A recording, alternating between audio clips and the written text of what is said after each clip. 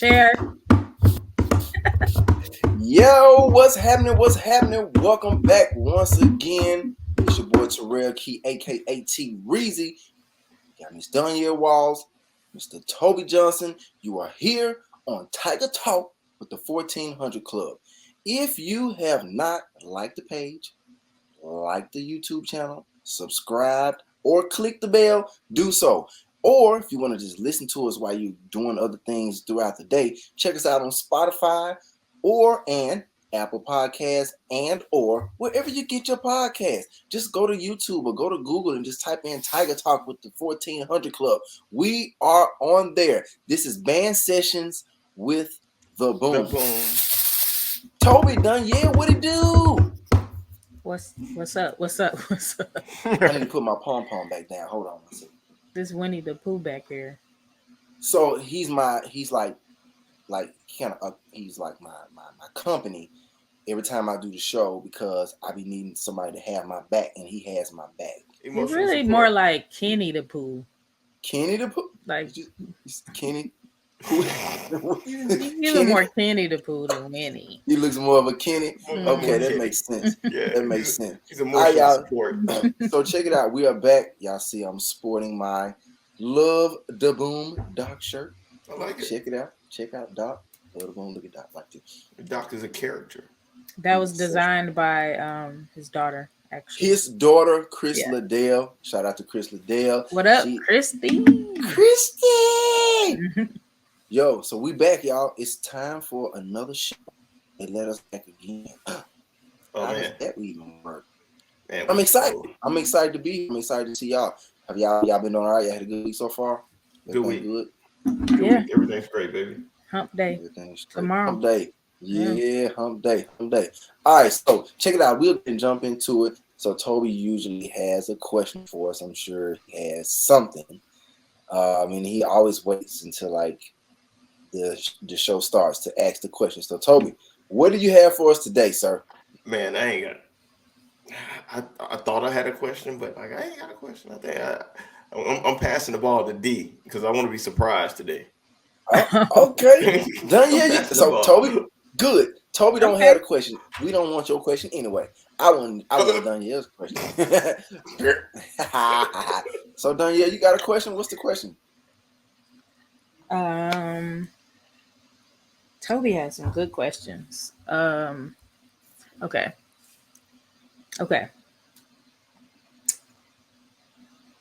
You know, at a certain point, probably after your freshman year, right? In the fall, on the way to the band hall, before you went to the band hall, you might have had a little routine. You know, you might have went to Popeyes and got the breakfast. Or, yeah, that's when Popeyes had breakfast. You might have gone to, McDonald's and got you a sausage biscuit.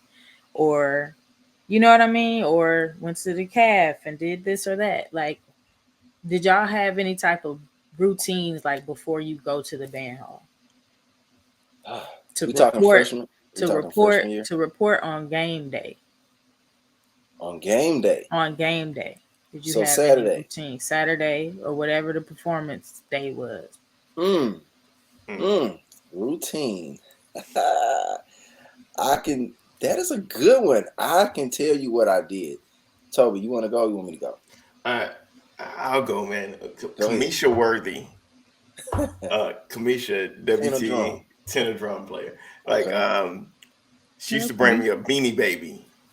Beanie Baby. You remember the Beanie Babies? I remember the little Beanie Baby. Yeah, I had no attachment to them, but the fact that she would bring me a Beanie Baby every game before, we decided to leave and everything.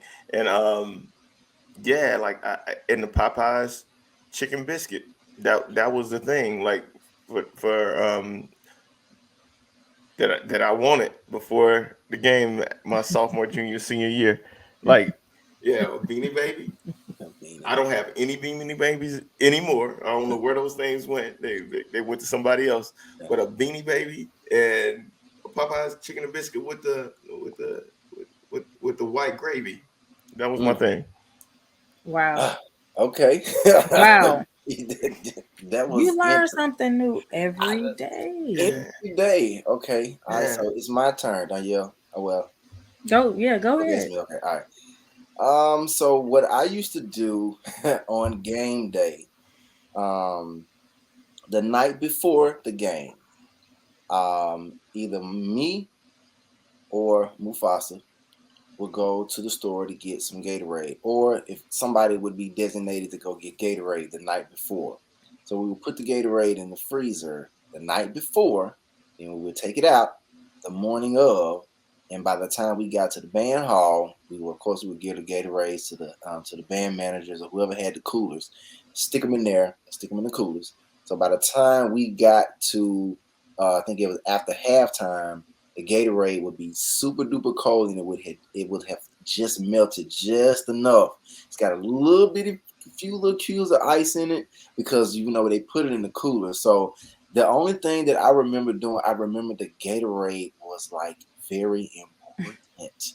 The electrolytes were needed in our bodies, and I never really knew how important they were until I learned, hey, make sure y'all get some Gatorade, because we're gonna need it when we come off the field after we dance and play. So making sure I had the Gatorade if I was the one that was getting Gatorade that particular Saturday, or if somebody else was in charge of getting the Gatorade. The Gatorade was important. The Gatorade was more important than the food, because we needed that after the game, because we would be out there sweating like a bull. So that was my thing to Gatorade. Man, that's a good question. I forgot about that. I did not know it was a thing that we could utilize band managers like that. That's because y'all were always in the WT room. I did not know. But you know what though? If y'all had any band managers, there were rarely any percussion band managers. No. Or percussion that became band managers. I would Never. say. Yeah. So if y'all had them, you probably would have known. Danielle, what was yours? I know you got one. What was your routine? So if I was on okay, so for freshman year, I would say it was definitely going to Walmart on Highway 18 and getting gallons of Gatorade. Gallons of Gatorade. I think we had to get 8 of them. That was freshman year. Then once I became Trump Funk, and we started to actually have breakfast at IHOP off Highway 18 before the game. So we would have like a Trump Funk breakfast. What's a Trump Funk breakfast? IHOP, meeting up at IHOP and eating. Mm-hmm. That's it. I never knew that y'all did that. Yeah. Y'all did that every game? We did it every game. We did it every home game. I want to say definitely my senior year. So y'all country ham. They got the chunks smothered, covered. Not really a ham eater, but smothered, covered. Back then, though, like we always eating ham. No ham back then, like you. I haven't eaten pork since high school. Oh my god. Okay. Since before high school. So Toby, she got the Texas. What's the beef? The beef sandwich. It's like Texas toast or Texas roll or something. Whatever it's the only. IHOP? Oh, I'm sorry. I'm thinking about Waffle House. You thinking Waffle House? I'm thinking Waffle House. Sorry. IHOP had turkey products. Yeah. And chicken. I'm sorry. My mind is Waffle House. I don't know why. That is terrible. Forgive me. Okay, then Trump Funk with the bonding moment. You know what? That's pretty good. Otherwise, we just did whatever we wanted. But I went to the calf. Okay. Love the calf. I miss the calf. The calf was that's a conversation. Or when I miss dinner at calf with watching 106 in Park with everybody. Oh wow. Yeah. Oh my gosh. You know what? We're gonna have to. You know what? That's a good one. 106 in Park. That's gonna come up. We'll come back. We'll double back to that. All right, y'all. So that was it. In the comment section, what is your routine before a game? What did you do? How did you get yourself pumped up? Put it in the comment section. So we're going to move forward, y'all. So we're going to go ahead. We have another special guest. And I don't want to introduce the guest. I'm not going to introduce the guest. Okay, this is none other than, we call him Hawaii. Hawaii. 5-0? No, I'm sorry. Not quite. Not quite. And he can explain that story when he gets here. Kelvin Jones, Dr. Kelvin Jones. Hey. Punk. I can't do that. So we got another Who Dat in the building. I just want to throw that out there. I mean, the Who Dats have kind of been the Who Dats have been taken over, but that's not important right now. Kelvin, what's up, baby? Man, doing good. How y'all doing? Great. We here, man. How's it going, Kelvin? Man, it's doing good. Actually got me sitting here thinking, like, what was my game day routine? Like, I don't know if I had one. What's your game day routine now? Oh, well, that's a little different now. Now I'm listening to some kind of music to kind of get me in the right state of mind. Whatever the flavor of the week is. I drink like a electrolyte drink. Not quite an energy drink, but something a little different there. Because sometimes our rehearsals are like at 5 a.m. and such. And then just get ready. Let the spirit move me as we go through different kind of games and different kind of weather and elements and all of that. Kelvin, let everybody know what you're doing right now. Yeah, because we're talking about your game day routine. People don't know what your game day routine. It's very good. What game we talking about? Well. Before we do that, let's talk about what you did in the Sonic Boom of the South. Okay. Yeah. And then what you doing now? In a former life. But I guess kind of going back, and it's kind of hit the whole crab name that Danielle mentioned earlier. So I graduated high school from Hawaii, Kalaheo High School to be exact. There's a funny story about that I can come back to later. From there, went to the Jackson State University, Crab of 03, or my freshman year was 2003. The PC police out there. But was there, was in the trumpet section, more affectionately known as Trump Funk. So met a lot of different people throughout there. I was section leader, head section leader. I was a music major, so I was in all the things. I was in brass quintet, symphonic band, pep band, jazz band, orchestra, just how my scholarship was kind of designated for there. Once I finished there, I graduated in 2007. Yeah. And then got my master's degree at LSU. I taught high school in St. Francisville, Louisiana, about 26 miles east of Baton Rouge. Went back to LSU for my doctorate degree. When I was finishing up, I guess they liked my freckled face, so they got a job there. And then from there, kind of worked my way up to where I am now, the director of the 325 Grammy-nominated Golden Band from Tigerland. So where I am at now. So the references on regards to game days is like getting ready for an LSU game. At least is how I interpret it from my times there. So a little quick story about me. So my crap name was like Hawaii 5-0. And I kind of got it made because some of my crab brothers and sisters didn't quite have as easy of a name. So I'm thankful that mine was just Hawaii and that was it. Right. Could have been worse. Could have been a whole lot worse or better, depending on how you look at it. Could have been a lot of things. Hawaii 5-0 is pretty.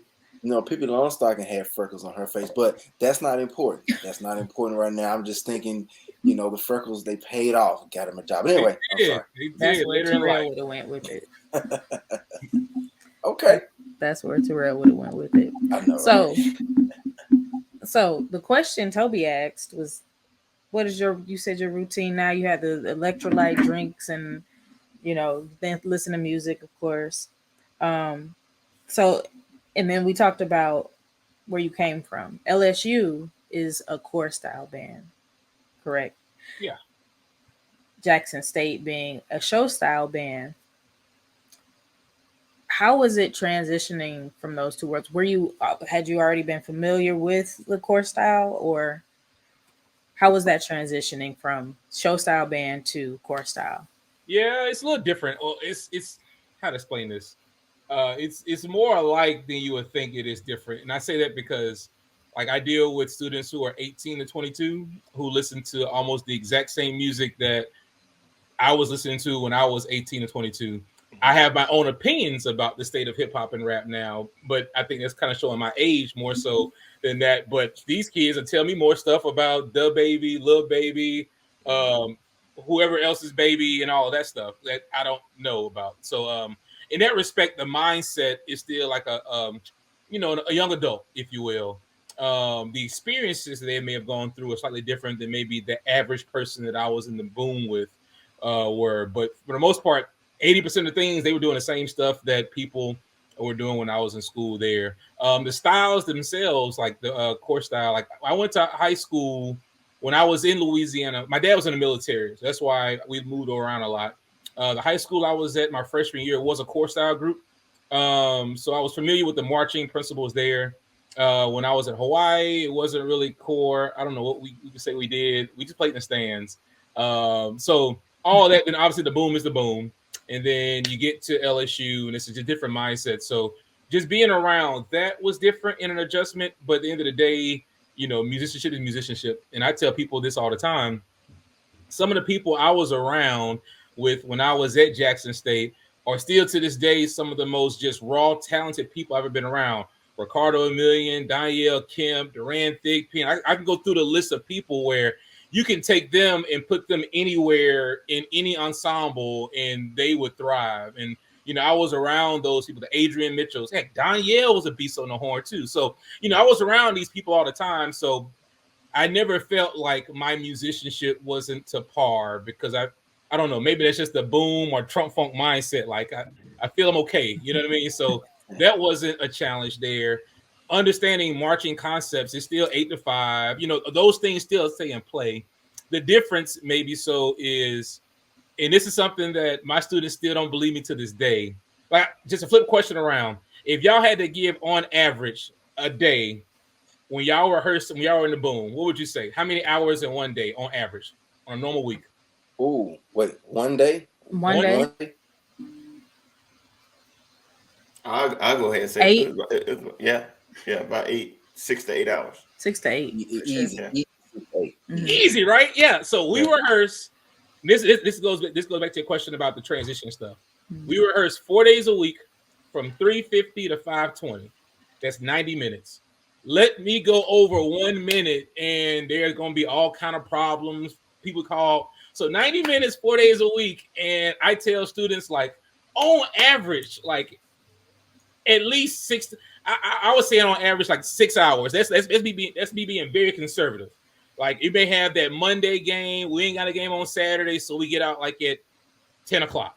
And then trumpet section, we had a sectional before rehearsal. If it started at 6, sectional at 5. If you're a freshman, you got a sectional at 4. And then you have all this rehearsal, and then we have a sectional after rehearsal because half the jokers didn't show up to sectionals before rehearsal. So it's like it's this crazy time frame that we would be in there, easy 6 to midnight, 6 to 1 in the morning, at the Dust Bowl, shaking our shoulders. You know what I mean? Like thinking back on stuff, I'm like how inefficient our time was.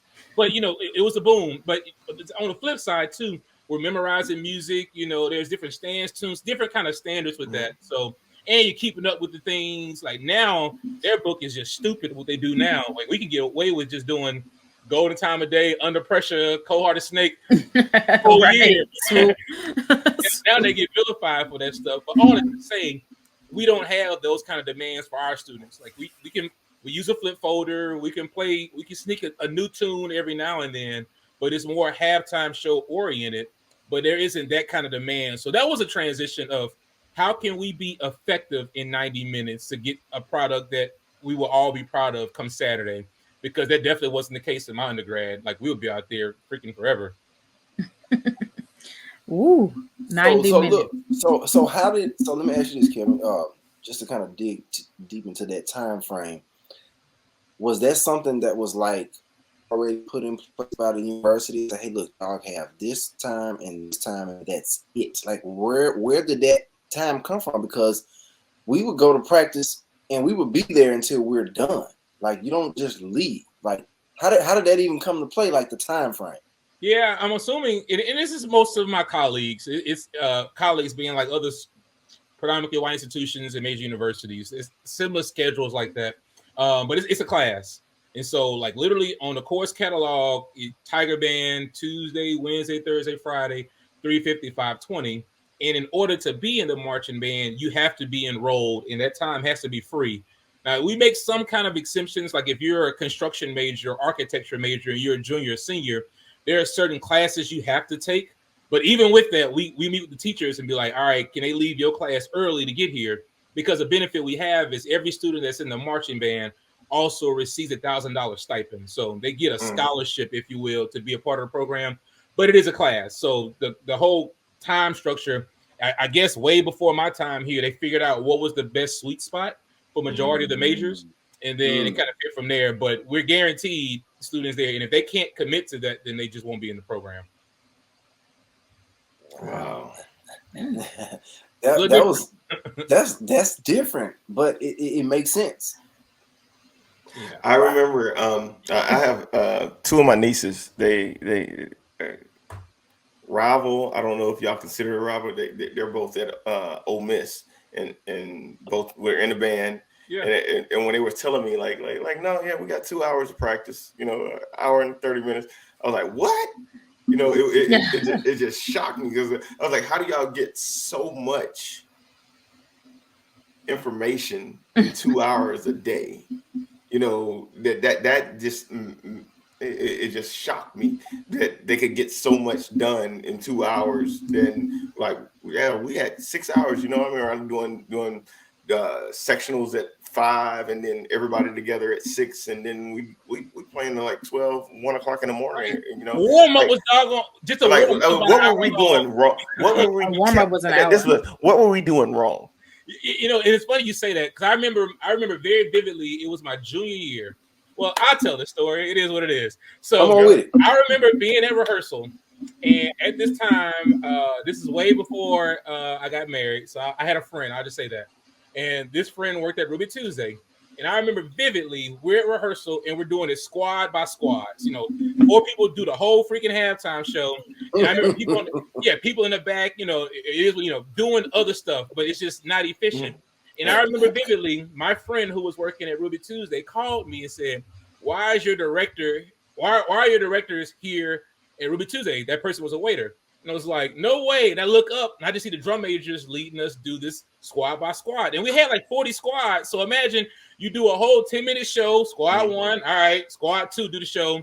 And she's telling me this, and it hit me. I was like, these jokers are at Ruby Tuesday, and we here at rehearsal going squad by squad. And so we get to everybody in the squad, run the show up. So what do? Everybody run it. And then we do the whole show again and again. And anyway, so I remember that being a Wednesday. Thursday, I had, I think it was instrumental arranging with Dial Taylor. Dial Taylor, well, if you listen to this, you know who Dial Taylor is. He's a legend. Yeah. And so I remember we were in there, and it's me, Roderick Little, who's now director of bands there. It's my crab brother, Stephen Chalmers, like all the other music majors from this cohort. We were all just complaining, like, man, we got our rehearsal like at 1 a.m, and it was just so inefficient, just random, just venting. And I remember Dial Taylor at that moment said, everything y'all are saying, remember that. And when you get your own program, don't run it like that. And it's one of those things, like, it just stuck with me. And I remember, all right, if I ever get my own program, it would not be ran this way. Because I was sitting there thinking, like, how much time we're wasting. And then what really hit me was, imagine if you're majoring in computer science or engineering, something that, you need to take time to study. You're on the field marching this show 4 at a time. We taking 2.5 hours. It just wasn't a smart use of time. So all that to bring it back to is, like, even when I'm here at this program, it's like, all right, how can we do things more succinct and efficient? And I love our directors. Like, I am a doc baby through and through. But there are a lot of times where the inmates ran the asylum, like the drum majors would run stuff or sexually just do it. It's just, I'm just thankful we had smart people running it, because that could have went off the railroads like easy, right? Like, imagine if social media was around when we were in the band. Like, no. Like stuff that goes to say, you know what I mean? Like, it's not the era that I'm in right now. You know what I mean? So it's like things could have been ran more efficiently, but it's like, man, we were just thankful to have just smart leaders around. And so we don't have time to do all that. We have to Here's a 10-minute warm up, and let's maximize it. All right, from here we're gonna spend 20 minutes on a halftime music show. All right, from there you go 30 minutes to work on this halftime drill. All right, halftime we're going to pregame, which is something we do before the game starts. 20 minutes, then bam. All right, here go the announcement. See y'all tomorrow. So we have to be succinct and efficient with our time, whether it's technology, whether it's using certain things that kind of streamline systems. That I just learned, how I didn't want a program to be ran with certain rehearsals that we had. Awesome. Man. Whoa. so you dropped a whole bunch of stuff right there, and I'm thinking about the times that the hours and the moments that we've spent in rehearsal and the things that were going on, just going over and over and over and over and over again. Like we could have been doing some other things, but that's my personal opinion. Listening to you in your experience where you are right now, I've never heard of a band rehearsal for 90 minutes and then you go on about the rest of your life. No, what that mean? No, we here for 6 hours. This our job for the rest of the evening, and then 10, 11 o'clock at night, then we'll go home. But so just listening to that, so that's that's a different side of the coin. That's a different side. That's a different culture.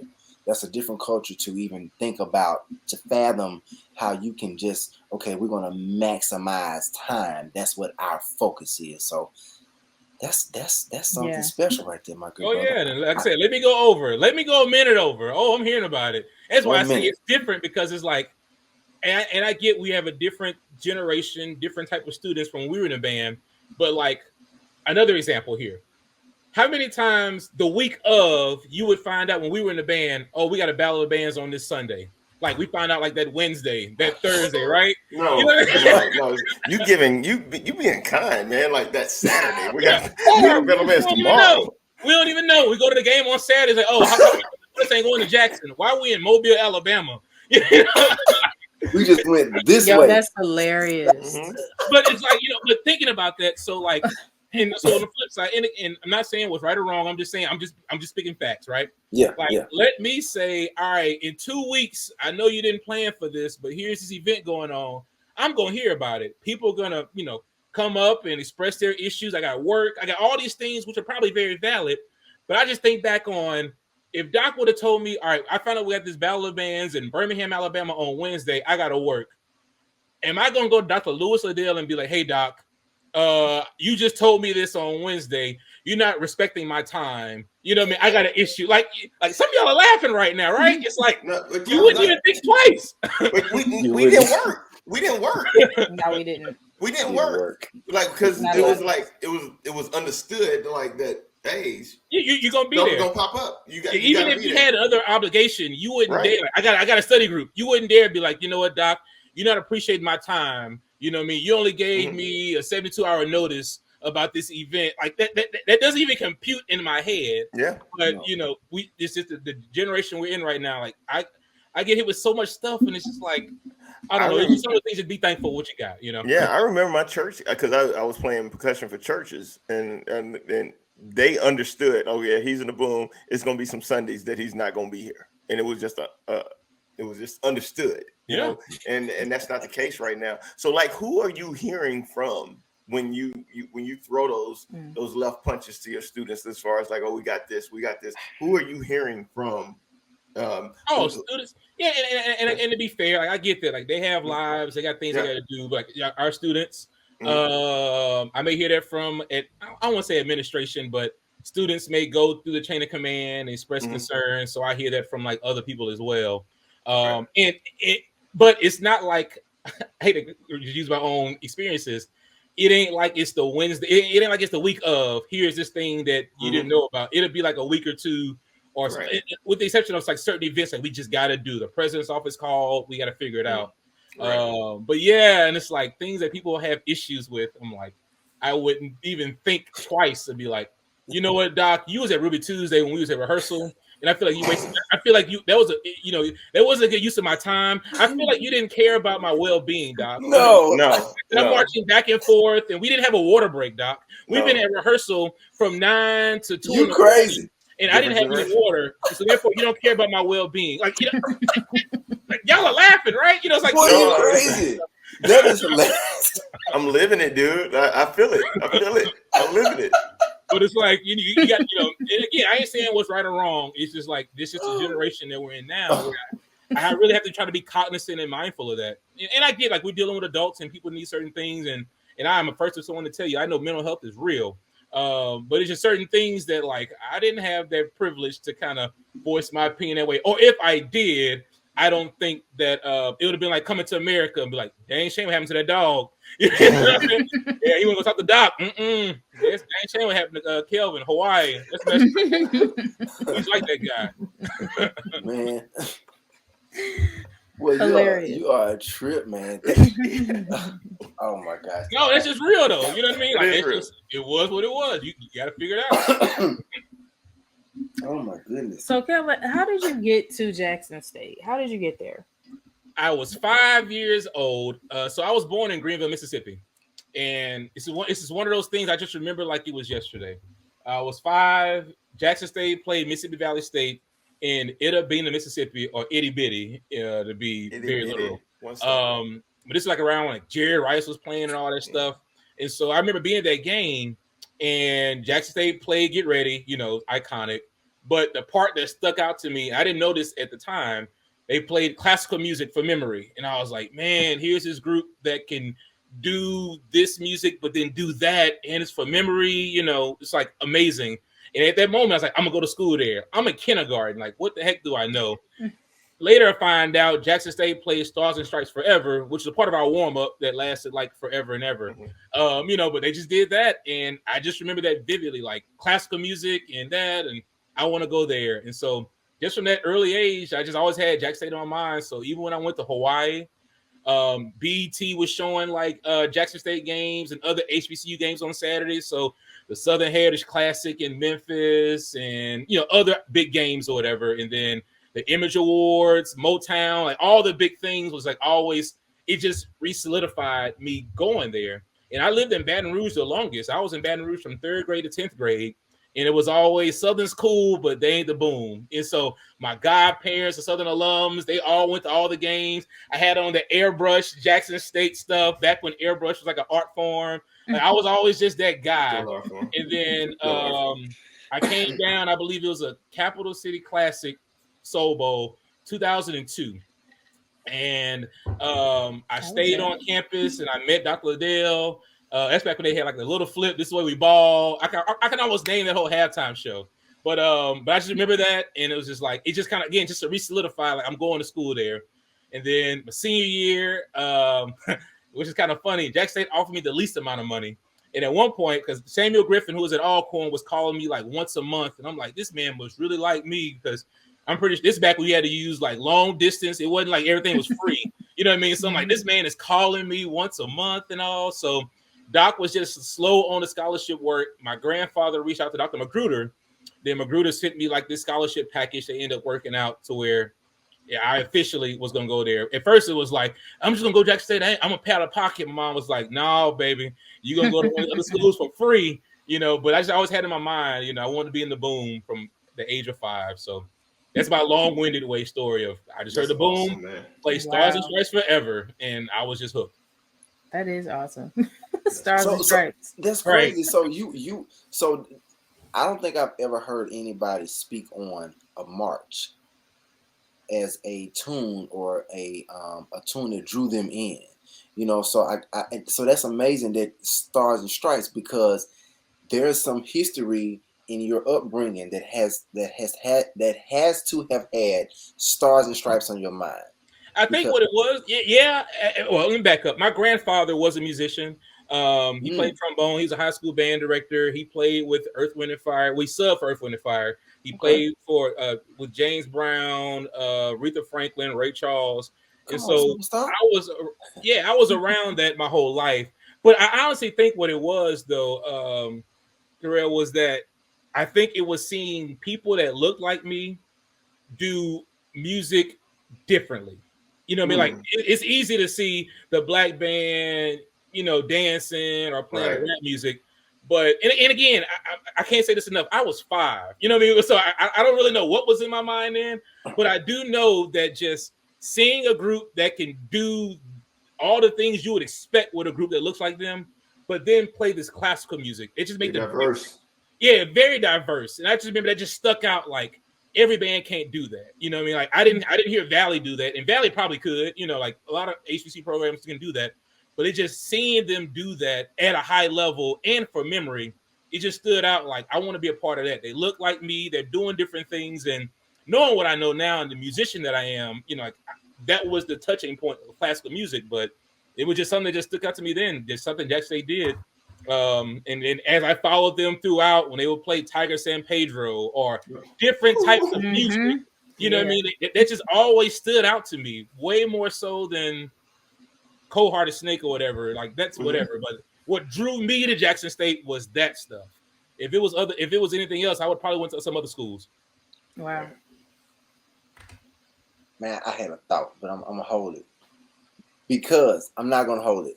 Kelvin, I appreciate you saying that because what you just said, I promise I'll make it short. What you just said, what that did was, to me, it resonated in me and my brain how Jackson State University, the sonic boom of the South, is more than just Jackson State University, the sonic boom of the South. Because when you hear the sonic boom of the South, you're thinking about Get Ready. You're thinking about Black and Blues. You're thinking about March. You're thinking about Dancing on the Field.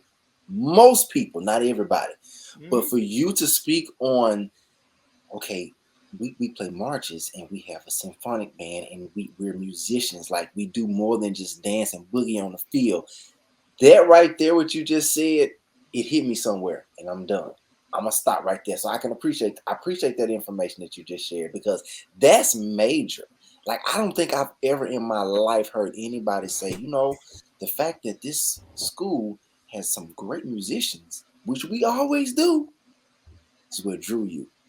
That's different. That's a different style. I like that. I'm sorry. No, that's being real. I don't know. Right. I know I may be cut from different cloth, but that was just my attachment to the boom of just seeing that stuff. And then as I grew up, you know, it ain't like now we can just watch YouTube every Saturday and they played this song. Oh, here go that Kendrick Lamar song. Oh, you know, like you can keep up with it. It was, let me find this random obscure wave file on Bandhead or Fifth Quarter. I was like, I heard Big Ballin', or I heard that. But you know, as you just follow it as a fan, you start seeing that stuff. And then for me, it was like, I don't want to say any other names of schools. I'm friends with a lot of people, but you know, you don't hear X school play this, but Jackson State played that, or you don't hear, or they try it, but it's not executed as well. Right. You know, it's like they're doing it to a means, but you hear the musicianship, you hear the musicality. Heck, Jackson State was in '95, I believe it was, playing Papa Was a Rolling Stone with the tubas and the brass. Like, you know, it's just all those little moments you just pick up on. Like, everybody can't just do that, and they can't execute it the way Jackson State did back then. Or even arrangements like I'm Your Baby Tonight. Heck, Swoop. You know, like look at the stuff that Paul Adams put in that music, like the euphonium. Like anybody can just play that stuff. You know, they look at it like, it's F minor and it's loud, but there's technique, there's finesse. Like the boom could play Close the Door and just groove. You know what I mean? Or I go on and on with songs, but like your average band that's like Jackson State couldn't do that. Jackson State could groove with the best. They can crank with the best. It's showmanship and entertainment. Like. Yes, sign me up. Shut up and take my money. You know what I mean? Like that's what drew me. Man, I love it. This is awesome. I love it. Right, exactly. Well, look, I was about to say. So, what did you take from being in Boom? What did you do? But he took a lot. He's giving it to us. He's giving it to us. He's giving it to us. But you know what? That's good. That's good, Danielle. Yes. Go ahead. I'm sorry. Go ahead. No, you go. No. You go. Well, I'm gonna go then. Kelvin, look, I'm in Tampa, Florida. I'm an administrator in a middle school, and I'm pro music, band, orchestra, chorus. Like I love all that stuff. And a couple of months ago, I got a text message from one of my someone I used to work with, and they text me and it was like, "Hey, do you know Kelvin Jones?" And I was like, "Yeah, I know. I know." I lied because this is the first conversation that we've really had. But I feel Boom connected, and I know that you Boom. Man, we like life brothers, bro. Yes, yeah, family. You know what I'm saying? Yeah. But like, it's like, oh, he's at this conference and he's speaking and he's at LSU and he told us that he was from Jackson State, and I was like, yeah, Jackson State. You know, like we've been to stuff, you know, like, and I've been because in my office we got Jackson State stuff all over. So they like, hey, do you know this guy? Like, man, what is it that is a part of you that resonates with everybody, that make them want to be a part of what you're doing? Because the people that I was talking to, because it was more than one, it was like 3-4 people that was texting me like, oh, this dude from Jackson State, like he legit. Like I'm like, yeah, I've been trying to tell y'all this for ages that we are legit. This is before everything that, you know, before the ABC, before the ESPN. Like we've been legit. Like the boom has been real. What is it about you, Kelvin, that people resonate to? I don't know if I know the answer to that. No, you got to answer that. Own it. I pay people well. There you go. Oh, good. There you go. go. I honestly think I don't know if necessarily gets to the heart of your question, but I do feel like my dad being in the military, I had to travel a lot, so you learn how to adjust. You know, if you don't, you know what I mean, then you just kind of get sideways. You don't really acclimate to what's going on. So but in the same vein, I don't think that a person would say that Kelvin has changed because of his surroundings. Like I'm still me. Like I still, when people ask where you from, depending on if I'm in Baton Rouge, so if you're from LSU, I'll say I'm from Jackson University, located in Jackson, Mississippi. If you're from the school with blue and gold or yellow or southern, I'm like, I am from the Jackson State University. Like there's no muting of my background. And something my grandfather taught me at an early age of never shy away from who you're from or who you are. And so, so I don't know. I feel like I can go in any room and have a conversation with anybody just based on my experiences.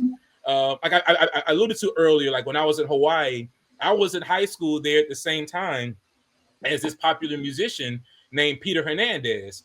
Most people probably don't know who Peter Hernandez is, but he goes by the stage name Bruno Mars. Yeah. We were there at the same time. You know, not knowing obviously who this guy was going to be, let alone what I would be, right? And that was just somebody we called like the Hawaiian Elvis, who sang at the Polynesian Culture Center. My best friend's girlfriend sang background for him, and people would make fun of this dude, like, who's this dude with his hair, who's like 4 feet tall. Now, lo and behold, this dude's like in Vegas. You know what I mean? And residency. But, you know, he's making it in life, but it's just all these different experiences that open me up to kind of be able to have a conversation kind of with anybody, but at the same time being true to who I am.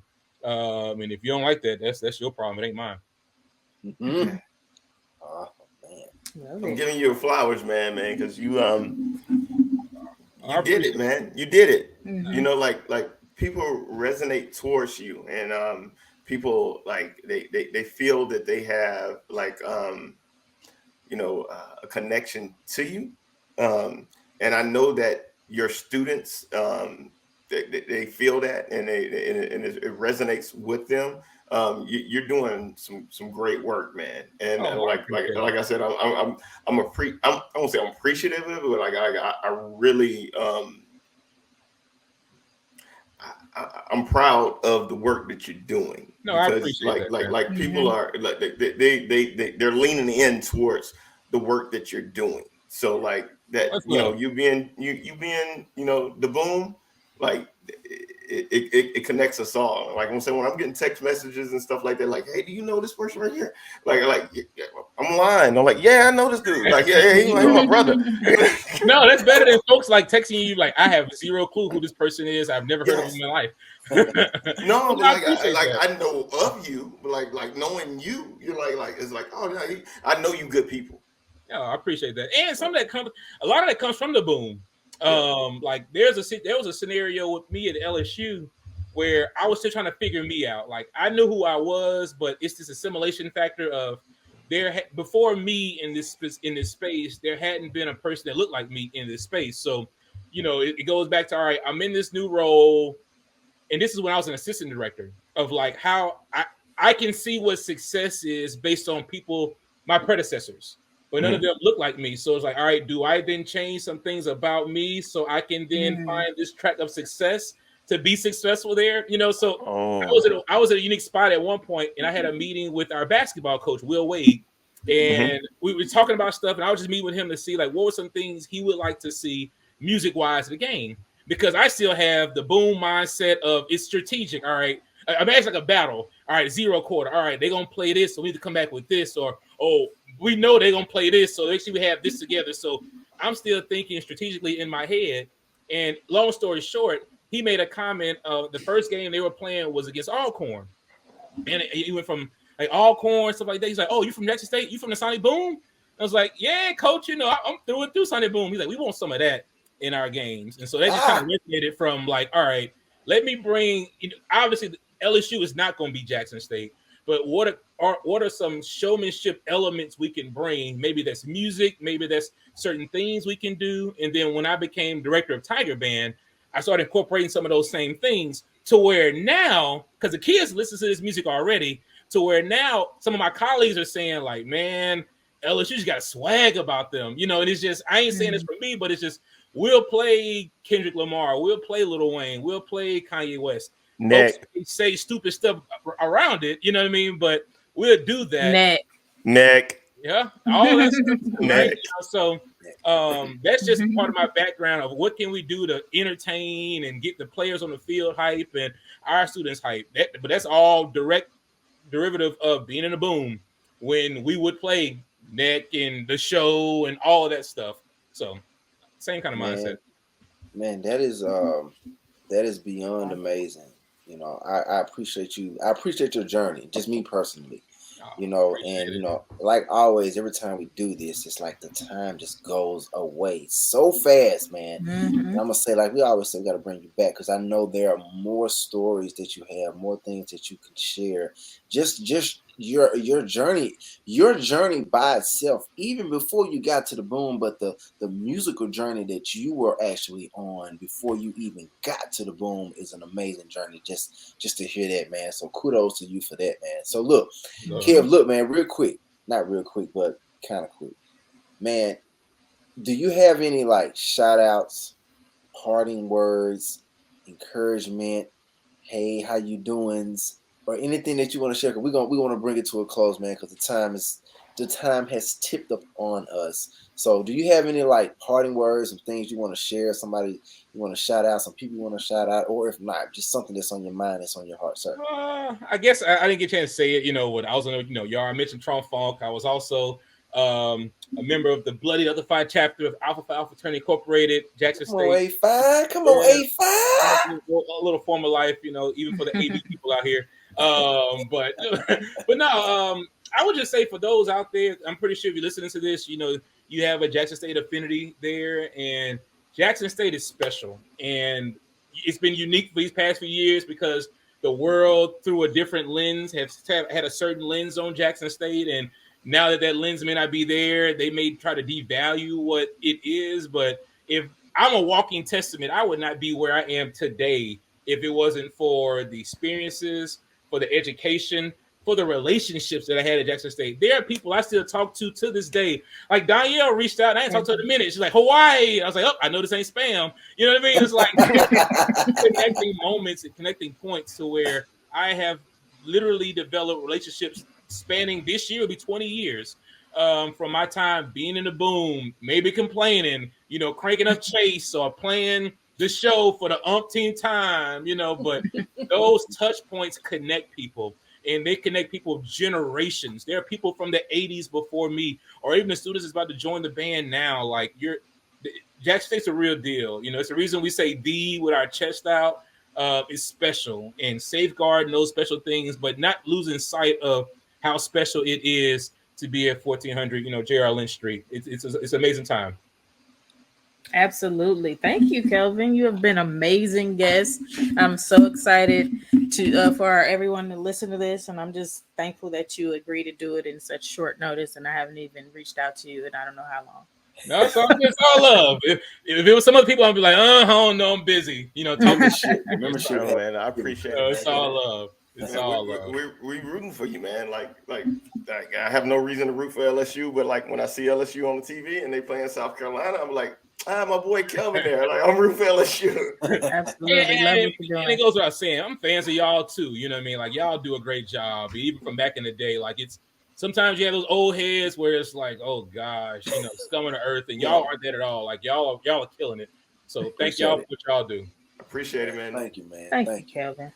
All right, y'all. So this concludes another episode of Tiger Talk with the 1400 Club. This is Band Sessions with the Boom. We had our special guest. All our guests are special. But today, we had our special guest, Mr. Kelvin Jones. Thank you, Kelvin, once again. We are signing off. Let me get my pom-pom. Hold on. Give me my pom-pom.